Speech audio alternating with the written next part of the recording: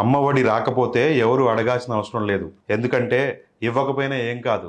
ఇచ్చిన జగన్ ఓడిపోయాడు కాబట్టి. 66 లక్షల మంది అవ్వాతాతలకు నెల నెలా పెన్షన్ ఇవ్వకపోయినా ఏమి కాదు. ఇంటికొచ్చి ఇవ్వటం అసలకే మంచిది కాదు. ఎందుకంటే ఇచ్చిన జగన్మోహన్ రెడ్డి ఓడిపోయాడు కాబట్టి. డోర్ స్టెప్ డాక్టర్ అసలు ఈ పథకం ఎత్తేసినా అడగాల్సిన అవసరమే లేదు. ఇంటింటికి మందులు ఏంటిది? అసలు ఈ సప్లై ఏంటి? అది ఖచ్చితంగా రాంగ్ అని అనుకుంటేనే ఇప్పుడున్న పరిస్థితి కరెక్ట్ అనమాట. ఇక నాడు నేడు స్కూల్స్ మూసేసినా ఏమీ కాదు. ఐబీ సిలబస్లు ఏంటి? పాతకాలం లాగా తెలుగు మీడియం పుస్తకాలు పిల్లలకి ఇచ్చి గోనె సంచుల్లో పిల్లగాళ్ళను పట్టుకొని బడికి పొమ్మంటే అయిపోతుంది. ఇక ఇళ్ల స్థలాలు, ఇళ్ళు ఏంటి ఇవన్నీ? ఆసరా, చేయూత, తర్వాత ఫీజు రియంబర్స్మెంటు, తర్వాత ఆరోగ్యశ్రీ. ఎందుకు ఇవన్నీ? ఎందుకు ఇవన్నీ? రాష్ట్రాన్ని సోమాలియా చేయాలా? లేకపోతే వెనిజులా చేయాలా? లేకపోతే శ్రీలంక చేయాలా? ఏం మాత్రం అవసరం లేదు. ఇంటికే సర్టిఫికెట్లు ఏంటి అసలు? ఏంది స్కీమ్? వాడిపై తీసుకొచ్చుకున్నాడా? ఎవడన్నా కుంటోడా గుడ్డోడా? ఏంటి ఇళ్లలో కూర్చోబెట్టి ఈ సోమర్తనం ఏంటి? ఆటో డ్రైవర్లకు డబ్బులు ఏంటి?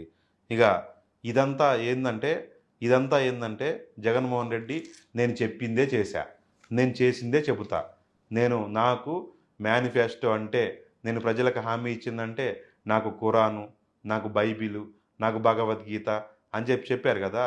ఈ తొక్క తోటకూర ఏమీ అవసరం లేదు. ఇచ్చినా ఇవ్వకపోయినా అడగాల్సిన అవసరమే లేదు. అసలు ఒక రకంగా సంక్షేమం అనే మాటను ఎత్తేసినా కూడా ఏ నష్టము లేదు.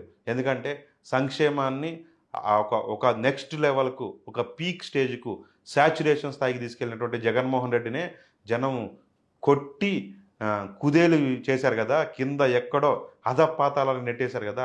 ఇంకెందుకు సంక్షేమం? అసలు ఇవ్వమని వైసీపీ వాళ్ళు అడుగుతారా? ఒకవేళ అడిగితే మాత్రం ఇవ్వాలనా? ఎందుకంటే అవసరం లేదు. ఎందుకంటే జనమే ఓడించారు కదా. నిజంగా ఇప్పుడు అధికారంలోకి వచ్చిన చంద్రబాబు నాయుడు గారు ఎందుకు ఇవ్వాలి? అంటే ఇవ్వాల్సిన అవసరం కూడా లేదు. అంటే చంద్రబాబు నాయుడు ఏదో ఇవ్వాలి ఖచ్చితంగా, ఇది జగన్మోహన్ రెడ్డి పథకం, ఆయన ఇచ్చారు నువ్వు ఇవ్వాలి అని వాళ్ళ పార్టీ నుంచి అడుగుతుంటారేమో. ఎందుకంటే వాళ్ళు ఇంకోసారి అధికారంలోకి రావాలో లేకపోతే ఇంకోటో కోసం అడుగుతుంటారేమో. అస్సలు అవసరమే లేదు. అసలు ఏ సంక్షేమం అనే మాటే వద్దు. ఎందుకంటే జనం బద్ధకస్తులు అవుతున్నారు. రాష్ట్రం అధోగతి పాలవుతూ ఉంది. అసలు ప్రజలకు డబ్బులు పంచడం ఏంటి?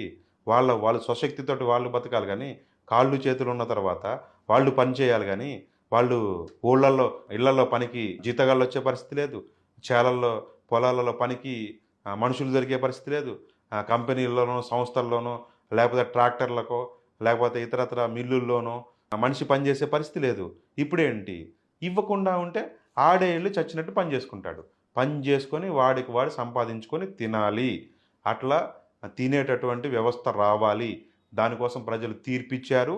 దానికోసం జగన్మోహన్ రెడ్డిని ఏ తాడేపల్లి ప్యాలెస్ ఉందో అందులోనే కూర్చోపోమన్నారు. ప్రతిపక్ష నాయకుడి హోదా కూడా ఇవ్వలేదు. అసెంబ్లీలో ఆయనకు ముందు వరుసలో కుర్చీ కూడా కూర్చోబెట్టాల్సిన అవసరం లేదు.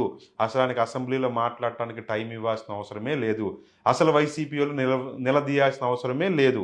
ఉన్న 11 మందిలో వాళ్ళకి ఇష్టమైతే వేరే పార్టీలోకి వెళ్ళిపోతే ఆ ఇద్దరో ముగ్గురో జగన్మోహన్ రెడ్డి, పెద్దిరెడ్డి రామచంద్రారెడ్డి ఇట్లాంటి వాళ్ళు ఒక ఇద్దరో ముగ్గురో మిగిలినా కూడా ఏమీ కాదు. ఎందుకంటే ఆ పార్టీ అసలు ఎత్తి అడగాల్సిన అవసరమే లేదు.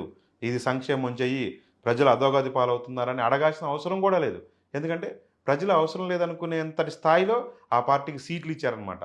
ఆ పార్టీని ఆ స్థాయిలో నెత్తిన పెట్టుకున్నారు కాబట్టి వాళ్లకు ఏ అవసరము లేదు. రాష్ట్ర ప్రభుత్వంలో ఉన్నటువంటి డిక్షనరీ నుంచి, రాష్ట్ర ప్రభుత్వం రెగ్యులర్ కార్యక్రమాల నుంచి సంక్షేమం అనే మాట తీసేయొచ్చు. అసలు బడ్జెట్ నుంచి సంక్షేమానికి ఒక రూపాయి కేటాయించకపోయినా కూడా